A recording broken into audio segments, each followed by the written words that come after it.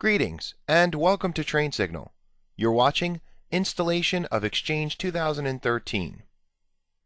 The installation process of Exchange 2013 is not your typical next finish type of install. You know what I'm talking about. The installations where you pretty much have to just follow the prompts and it almost installs itself. With Exchange 2013, the choices you make must be thought out well in advance, and all of your prerequisites must be complete, or Exchange simply won't install. Or worse yet, it might install partially and then fail, and sometimes when that happens, you pretty much are looking at a do-over, because then little things are not quite right as you go forward. So even if it says that you complete the installation by fixing the prerequisites that were missing and so forth, you still might have an incomplete install. So what you really want is for that installation to go as smoothly as possible. And the key to that is making sure that you've met all of the prerequisites, making sure your Active Directory is set up properly, and making sure that your Exchange server itself has all of the needed hardware and software requirements before attempting the install. So let's consider our scenario for a moment with SpyTech Prime. We're looking at installing Exchange 2013 into an environment that's running Server 2008 R2 for all domain controllers. And we have a forest and domain functional level at Server 2008 R2. So we meet that requirement. We're in a single site environment and the Active Directory schema has been updated. We're installing Exchange 2013 on a server, it's Server 2012, and it's running as a virtual system with 8 GB of RAM. All of the prerequisites for Server 2012 have been installed. The roles and features and added components that are necessary for your Exchange 2013 installation. One thing to note is that when we added the Office 2010 filter pack and then upgraded to SP1, that was something we did because at the time there was no filter pack for 2013. Well, as of today, there is a filter pack for Office 2013. So in the future, when you're doing that part of the installation, you would install the Office 2013 filter pack. Okay, so let's jump over to our server and let's perform the actual installation of Exchange 2013. Alright, so here we are on our Server 2012, and ultimately this system should be ready for the full installation of Exchange 2013. So we have our Exchange 2013 files actually connected up to this system as an ISO, and so here we have the drive there. If we click Install or Run Program, it kicks off the setup. And the first thing it asks us to do is to check for updates. Now, we don't have to, but it's always a good idea to connect to the internet and check for updates so that we make sure we have all of the latest information before we go forward. So we'll click Next. And it lets us know that no updates were found, so we can just move forward. We click Next.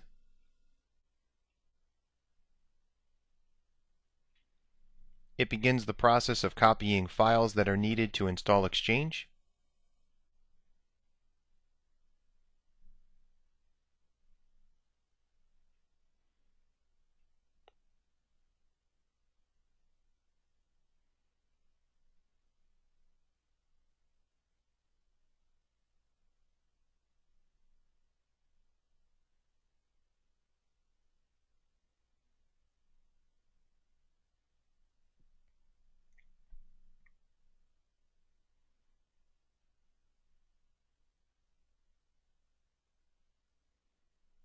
We see it's initializing setup.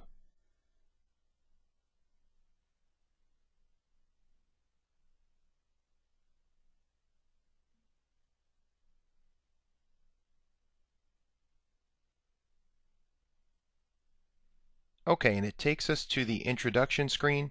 We can read the introduction. It says, "Welcome to Microsoft Exchange Server 2013. You can read this perhaps when you're doing your own installations. For us, we'll just click Next to move forward. And as always, we have to accept the license agreement, and you're welcome to read through this as well when you're doing an installation. Make sure you agree with the license agreement, and then click Next. Now, it says, "Use recommended settings. Exchange Server will automatically check online for solutions when encountering errors and provide usage feedback to Microsoft to help improve future Exchange features. Personally, I always recommend this option because it gives Microsoft the opportunity to improve Exchange for future releases. If you do not want to go with the recommended settings, then you can say don't use recommended settings, and you can manually configure these settings after installation is complete. So for us, we'll leave the first option chosen, and we'll click Next. Okay, so at this point, it goes to install the management tools. You can see that's kind of grayed out. You can't even turn that on or off. But what you can do is decide whether or not you want a mailbox role, a client access role, or both. So we're actually going to select both. You'll note the client access role was grayed out until we selected it, but now you can see we're going to install both of these roles. Now it says automatically install Windows Server roles and features that are required to install Exchange Server.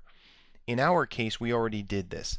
We went through ahead of time and we performed that PowerShell command that included all of the roles and features. Now, in the event you wanted to do it this way, you could do it this way as well. I've just found that it's better to have everything installed as far as roles and features ahead of time before going through this wizard. So we'll deselect this option and we'll click Next. It checks to make sure that we have enough disk space. We can also decide where we want to put the installation as far as the location for the files. In our case, we're going to leave the default, but if we wanted to, we could click Browse and we could change that location to another drive. We click Next. And you recall we talked about this, that if we used the Prepare AD switch with the organization name, then we would not see this screen here. Being that we did not do that when we were running the command line switches, we have the opportunity to put in the name for the Exchange organization right here. So in our case, it's SpyTech Prime, and we click Next. Notice malware protection settings. It says malware scanning helps protect your messaging environment by detecting messages that may contain viruses or spyware. It can be turned off, replaced, or paired with other premium services for layered protection. So in our case, we do not want to disable malware scanning, so we'll say no. But if we did have another solution that we wanted to utilize, we could say yes to disable the automatic default malware scanning. We'll click Next. And now we see it's performing a readiness check. This will make sure that all of the prerequisites are installed and everything is fine. Now you'll note that it says Setup will prepare the organization for Exchange by using setup/prepare AD. And it says no Exchange 2010 server roles have been detected in this topology. So ultimately what it's telling us is it's looked at our Active Directory environment and we do not have a legacy version of Exchange running, not Exchange 2010 or 2007. So that's good. This is a brand new installation and it sees that. It also sees that we have not prepared our Active Directory, so it's letting us know that it's going to run the Prepare AD switch. And of course, it already knows the organization name because we told it that a couple of steps back with the dialog screen. So it is going to run these things in the background. One of the things that will not have to happen is the schema won't have to be prepared because we already did that using the setup/prepare schema earlier on. So this is all looking fine. We click Install. And now it goes through the process of preparing the organization, and you can see there are 15 different steps. This is going to take a while. But when it's done, hopefully without any errors, we're going to have a fully functional Exchange 2013 server environment with both the mailbox server role and the client access server role installed on the same box. So being that this takes a while, let's jump ahead to the point where the installation is complete.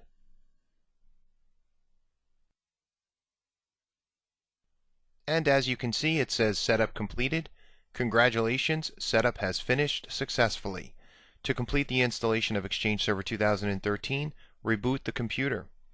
So at this point it says you can view additional post-installation tasks by going to this link, and if you click the little checkbox here, it will launch the Exchange Administration Center after finishing Exchange setup. So we can reboot now, or we can have it launch the Exchange Administration Center. Let's click Finish.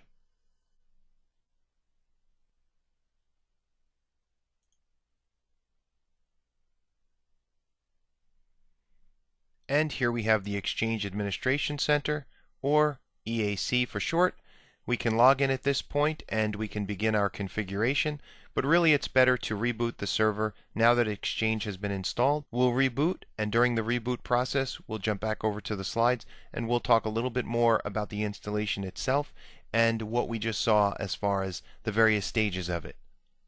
Not to worry, there's plenty of time to get into the Exchange Admin Center. We'll definitely be spending plenty of time with the EAC.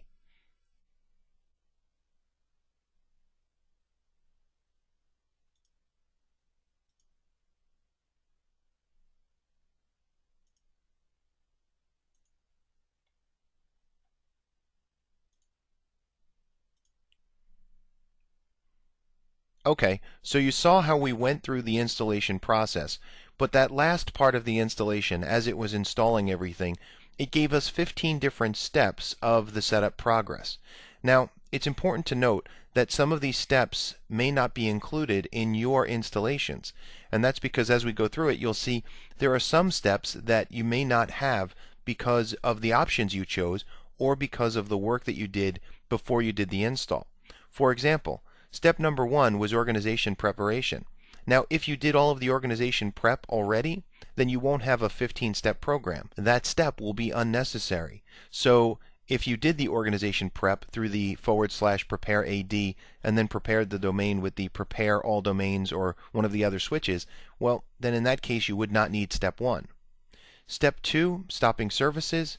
Step 3, copy Exchange files. Step 4, language files. Step 5, restoring services. Step 6, languages. Step 7, management tools. So at this point, it installed the management tools that were necessary for you to be able to work with your Exchange server, which includes things like your Exchange Management Shell. Step 8, the mailbox role transport service. Now again, note, this is a specific role step. So if you installed the mailbox server role on its own, then you would see this step. If you installed the client access server role on its own, then you would not see this step. In our case, we chose both roles, so we're going to see all of the different steps. But again, don't freak out if you're doing an installation of an Exchange server and you only chose one of the roles. Don't be surprised to not see all of the steps that we saw, because again, we installed both server roles. So step 8 is the transport service. Step 9 is the mailbox server role, the client access service. Step 10 is another mailbox server role with the unified messaging service. Step 11, another mailbox role with the mailbox service. So a lot of services for the mailbox server role.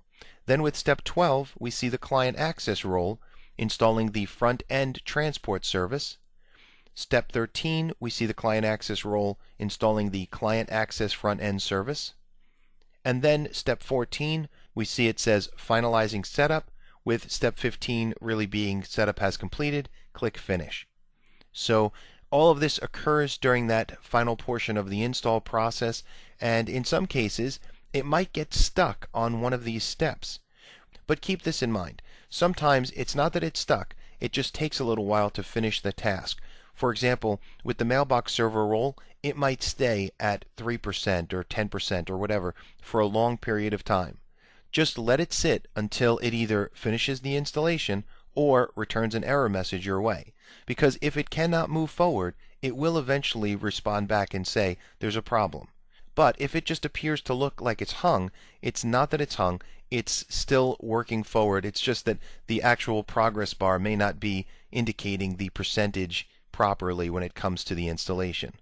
There are times when it will respond back and say, hey, there was a problem here and you need to fix the problem. And those problems can be anything from not being able to communicate with your Active Directory to perhaps not having everything properly set up on the server itself, or perhaps there's a problem with the server that you're not aware of. So at that point you would go right into a normal troubleshooting mode and you would start investigating through Event Viewer and through the various logs. Now let's jump back over to the server, because we know that the installation worked, we know that it said that everything completed properly, but there is a way for us to confirm that the installation was correct. So let's jump over and see how we would do that. Alright, so my favorite way to test if an Exchange server is up and running is to just go in and start working with it. And then if something goes wrong, then I know it's not working. but you can just use a commandlet to see if the Exchange server is installed. And so to do that, here we'll go to the start screen. We'll type in Exchange to get us to our Exchange Management Shell. I know we haven't worked with the management shell too much just yet, but that's okay. We're just going to type in this one commandlet. It's get-exchange server, and we'll hit enter. And it tells us a little bit, but you can see in this format we're really not able to determine much regarding our installation. It looks good, but we need a little bit better format here. So what we want to do is we want to be able to get a better view of things. So if we put this commandlet in again and hit the space bar, put in a pipeline, that's that little up and down key entry that on my keyboard is right above the backslash. And so if we put that in, that's called pipelining it out, and then we're going to type in FL for a formatted list. So if you're not familiar with working with PowerShell, that's okay. We're going to have another lesson where we discuss in greater detail how to work with the management tools for Exchange 2013. So this is just a quick way of seeing that the server installed properly. We hit enter, and then from here we can see exactly what's going on this system. So it tells us the FQDN of the system. It tells us if the various roles have been installed, true or false. We see the Edge server is false. Everything else is true here. We can scroll down and we can see if we're working with a trial edition of Exchange, which in this case we are because this is not a true production environment. So we can see that it says true. We can see the remaining trial period. And then of course we can always install an actual license on this system, and we can pretty much extend that so that it's not a trial edition. So you can learn quite a bit by going to the Exchange Management Shell and typing in get-exchange server. And here again we can see that the server roles are mailbox and client access. Okay, so this is great. Now, in the event there was a problem, well, if there were a problem, then you would want to check the application log of Event Viewer on the server that we're working with here. The other thing that we can do is we can review the setup log. So that setup log is actually found at our C drive, if that's where we installed Exchange. So depending on where you installed Exchange, that's where the setup log would be. There's a folder called Exchange Setup Logs. And here we have Exchange Setup. Now it's a really long file here, as you can see. But if you did have a problem with the installation, then you can review the setup log file and search for any errors. And then if you find an entry that indicates that an error occurred, then you would see what the cause of the error is, and you'd get a little bit more detail with regard to how you would rectify that problem. So if the installation did not go smoothly, you want to check the Exchange Setup log in addition to the application log of Event Viewer. But as you can see in our case, everything went just perfect. We have an Exchange 2013 server set up and running. And so at this point, we're ready to begin configuration of this server so that it works perfectly for SpyTech Prime. So we hope you found this informative, and thanks for watching.